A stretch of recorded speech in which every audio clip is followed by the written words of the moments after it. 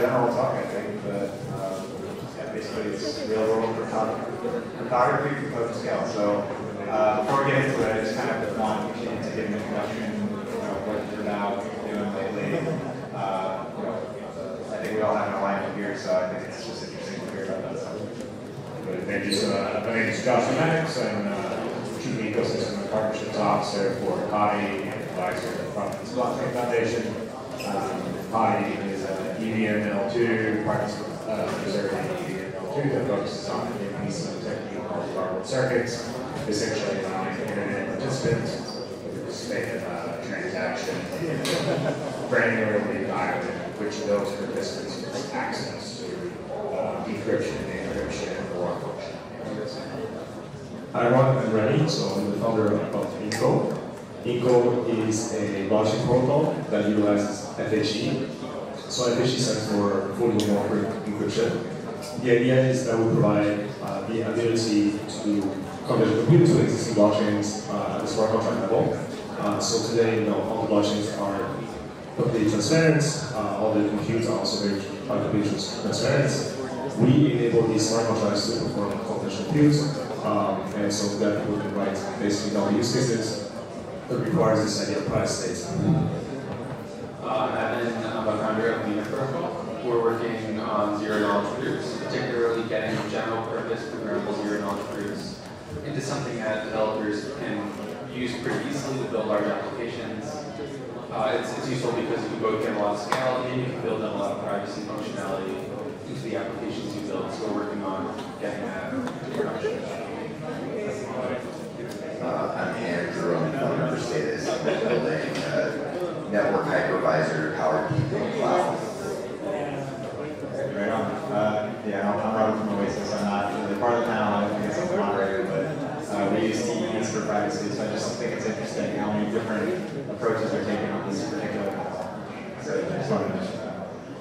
Okay, let's get into the questions.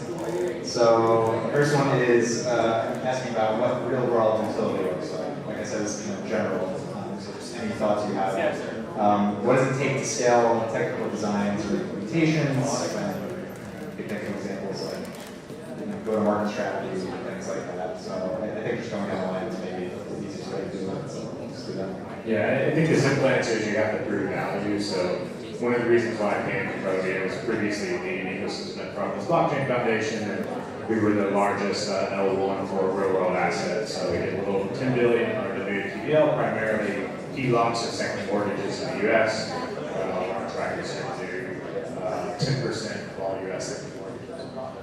But one of the issues there was the reason why we came to do mortgages on provenance was you could prove out the provenance of the mortgage application, which meant you could capture about 150 bits of savings. But in order to do that, that private information had to be pushed off-chain and re-centralized.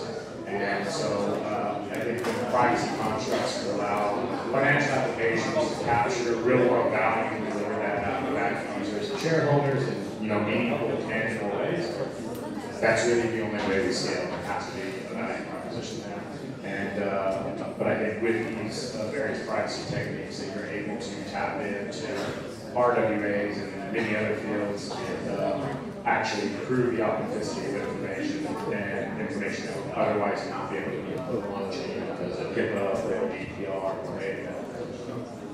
Yeah, I think it's a very broad question. In terms of real utility, I think it's pretty clear that crypto does offer a lot of value in terms of payment transactions. And maybe within that, I think where we can provide value, like many others do, many of these companies, is we provide privacy.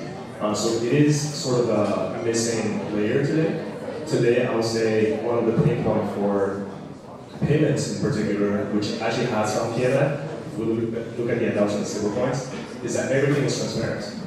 So I think if we want to provide value to what already exists, I think privacy really is the next frontier.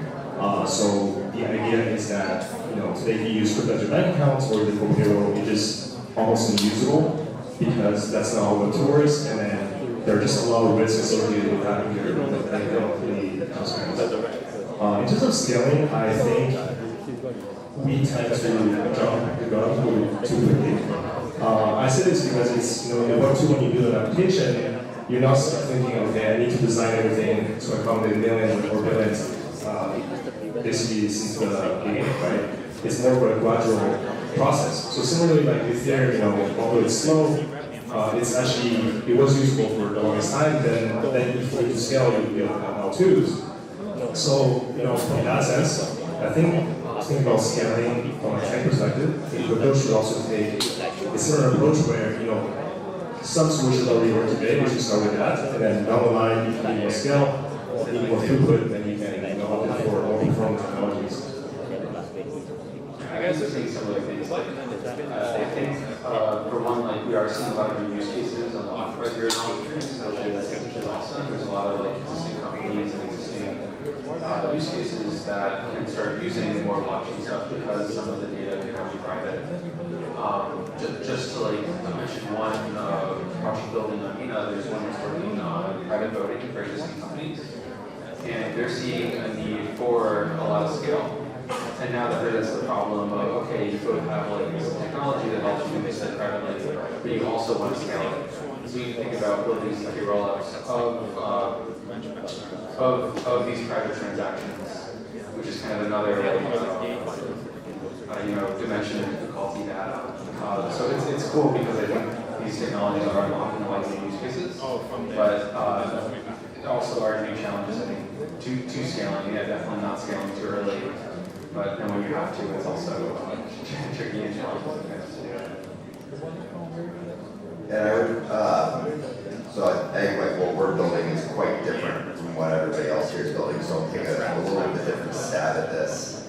I think there's already tons of real-world applications for cryptography in the cloud world. I mean, when you spin up an instance and use an RSA key to SSH into it, that is cryptography. So cryptography has been around for a while. It's sort of the basis of how we operate, but right now we have a lot of trust assumptions and who's managing the data center when we deploy applications to the cloud. So from our perspective, being able to ship that to permissionless, decentralized independent operators, and to be able to still verify that they are actually doing what they say they're doing, and that they can't access the code that you deploy, they can't access the data that you're hosting, is a really, really important real-world application for cryptography. And to do that across multiple redundant instances that might be geographically distributed pretty far away from each other, you need scale to be able to do that, so it's going to be an important component of it.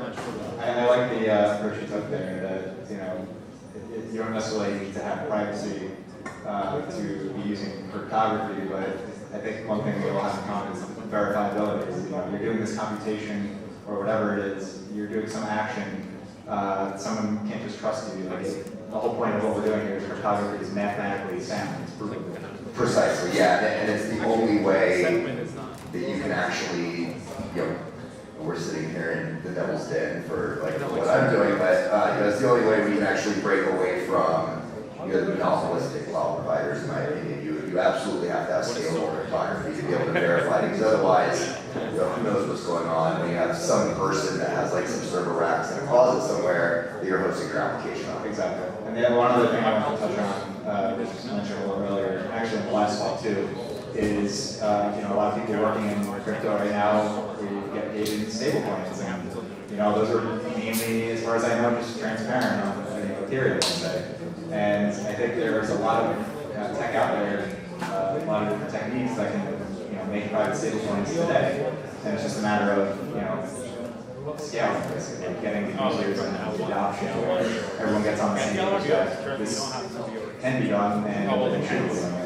Something that everyone values. So yeah, I just want to point that out. We're running a little bit short on time, so I'm not going to go through every question. But I think, let's just take a step back. We're just talking kind of general stuff. So what, in your views, is the original vision of Web3? Meaning, there's a lot of different approaches now where people talk about Satoshi's vision, what blockchain should be or what crypto should be, and now really the way we handle decentralization is security is a whole spectrum. There's so many different approaches that are taken. So I just kind of want to get everyone's thoughts on, what is that vision of crypto to you? But I want to start in the end this time. I appreciate it. I have a lot of opinions on this stuff. I literally gave a talk yesterday about this precisely. I called it the tale of two cryptos. So they were kind of in many ways headed in the wrong direction with the general crypto industry. I'm sure if any of you guys have been to Marquee or Salem this week, you probably have seen what I'm talking about. The end game of crypto is the full realization of the promise of democracy. It's the explicit consent of the governed to those who govern them. And this is controversial, but it's things like voluntary and consensual taxation. If everybody owns their own, if everybody actually truly owns their own crypto, and we build a financial system based off of that, the government can't just come in and force your keys away from you. It'd be completely impractical. The level of tyranny that it would take to go to people's houses and take their private keys and then confiscate their money for taxation would not be practical. So, and I don't think they'd ever get away with it. So that to me is the long-term in-game, in-vision. I still am very much a believer in kind of the original cypherpunk crypto-anarchist vision. We've definitely gone in a different direction than that in this industry. But I also would argue that it's about building a trustless global network. The original web was decentralized in many ways. People ran their websites on an Apache server on their home computer, but it a lot of low availability problems, so if they weren't up, then their website wasn't up. And it was very slow. And so we centralized all of that into the cloud. And now kind of my vision for what we're building is to make it decentralized but still retain the high availability and relatively high speed. Just to I think my view would be that we want cryptocurrency that is fully decentralized and verifiable on all of our own devices. I think right now we delegate a lot of that to our PCs and other services, but ideally we want it all to be something that we can verify on our browsers, on our phones, in a completely decentralized way. I think on top of that, we still want to do that while preserving the scaling properties we want and the privacy properties we want. We want to bring that all in so that we can build this kind of alternative or alternative internet that is able to have these really strong verification properties. I think on top of that, something that really gets missed with a lot of layer ones these days is kind of on the democracy front is how do we actually govern these chains themselves. I'd really like to see some form of governance of these chains that also feels democratic in some way as they get larger and more fundamental to how everything else built on top of them works. So basically this underlying substrate of computation, maximally decentralized on all their own devices, democratically and collectively governed, that then is empowering everything else because of the trust properties that it brings. So I would agree with you. I think we're headed towards a very weird direction where, actually Web3 in many ways is actually worse than Web2 today because you can see everything that's happening on chain. So actually there are researchers that shows that just being pseudo-anonymous behind your DOA is actually not good enough. People can actually reverse engineer to know exactly who you are, right? So we already have this piece around security, where we to verify. What's really missing is privacy. And you need a minimum of privacy in order for society to function, right? So if we actually brought 1 billion people to the blockchain space today, it would actually be sort of chaos. Just imagine your friends, family, your employers knowing your bank account at all times, or even bad actors, right? You can actually have bad actors monitoring your accounts, and then they can come to your home and try to kidnap you. It's just not very practical. And so the original vision of Web3, is actually having a platform that's not only, you can trust, but also, private enough for you to actually, feel safe as well. And we're really missing this part today. And so unless we solve this part, I think, I agree with you that we're actually heading towards the wrong direction. We're actually creating a paradigm that's actually worse than Web2, because at least in Web3 you have some privacy. Yeah, I largely agree with that. I think for me it's about self-determination. I've got 2 daughters who are growing up in a world where it's even difficult for them to play at times because I don't want the information and the mistakes that they make at 12, 13, 14 years old to travel with them for the entire life. I can't imagine if I did 12, 13, everything that would have been traveled crazy. You wouldn't be here right now. That's right. And I see them making those choices, even encouraging them to make those careful choices as they grow up, but it's forcing them to make choices that maybe they otherwise wouldn't make. But I think in order for us to have the ability to have self-determination in Web3, unfortunately or fortunately, depending on your worldview, we have to live in the world in which we live. And in that world, the reason why we keep going down these same paths is because a lot of the times the paths that we carved are needed. And we don't really like that in Web3, and we don't like that in the traditional finance world either. And if you listen to both sides, I hear very few people on the traditional finance side or on the Web3 side really say different things. It's just some people have accepted the reality in which we live, and some people are refused to accept it, and I think we need that polarity. We need people fighting on both sides of that, and I think that's the spirit of Web3, is we need really hard opposition, and we need also people to say, well, if we go down this path, here are the conflicts and the problems that this causes. You guys are great. Those are a lot of good answers, actually. I'm very happy with it. It's also helpful that they align with my views. That's really what I'm trying to say here. So yeah, I think we have a few minutes left, so I'll probably start wrapping up. But to do that, just kind of wanted to ask each of you if you have any words to share to people. I know we kind of already did that, but things can get a little heavy and doomery at times. But where do you see the future for people building Web3 today to make their lives easier, perhaps, make that journey a little bit better for everyone? Yeah, I think to make people's lives easier, we have to provide opportunities for people to experiment and to try. That's what Web3 is. A lot of creative people getting in rooms, banging their head up against the wall until something works and say, oh, this works, now let's do this and this and this. And so I think we have to get really good at working together, collaborating, and also providing the tools necessary for people to experiment and try new things. With that, because I see my marketing manager over there, we have a $50 million builders fund at COTI where we encourage this, and it doesn't have to just go to people who are building on COTI or anybody that's working on privacy tech and the Ethereum ecosystem that's going to prove out use cases, that come contact us, and we want to provide that lane and that path for you to experiment and learn more. Yeah, I guess my advice to builders is actually having more honesty with yourself. The reason I say that is because Web3 just has so much noise. It's just so much, right? And oftentimes, what you're building, like if you feel like it's actually something that you want to use yourself, I think that's probably the most honest answer that you can have, to see if you're actually getting any value out of it yourself first, and then see if others people can benefit from this. And so I think for any builders trying to come up with an idea, I think it's very important to be honest with yourself, but also, cut all the noise, and it's either people want to use or don't want to use your product. And I think, just generally speaking, I think Web3 just has so much noise that it's often very, very difficult to be honest with yourself. I think I was on top of what folks have already mentioned, like to check out some of these new privacy technologies like zero-knowledge proofs, like NHP, and to see what it can do for you both on kind of like the BD side as well as like on the technical side. I think they're just really interesting unlocks. So it's good to spend some time really understanding what they can unlock for what you might want to build, because there's a lot of possibility there.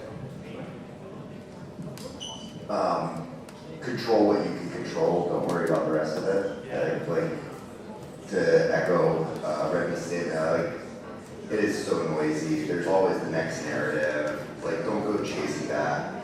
Be convicted in what you're doing, focus on what you're doing, control what you can control, and let the rest kind of fall in place. And think on long-term horizons, don't think cycles. That's what the VCs and the traders do. If you're a builder, you need to think about this for the next decade. Is this something you want to dedicate the next decade of your life to? And if it is, then you should go for it. Great. I think that wraps it up for everything. So thank you guys so much. This was large panel, but I think we were very efficient with our time. And maybe we can get like 1 or 2 questions. How are we doing on time? All right, well, we'll wrap it up here. But yeah, thank you everyone. Thanks. Thank you.